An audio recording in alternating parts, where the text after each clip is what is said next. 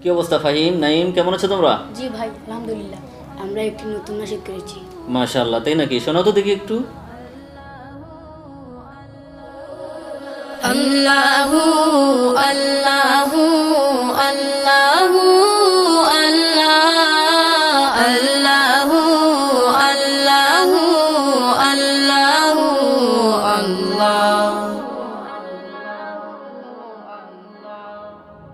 লা ইলাহা ইল্লাল্লাহ খালিক মালিক তুমি লা ইলাহা ইল্লাল্লাহ খালিক মালিক তুমি লা ইলাহা ইল্লাল্লাহ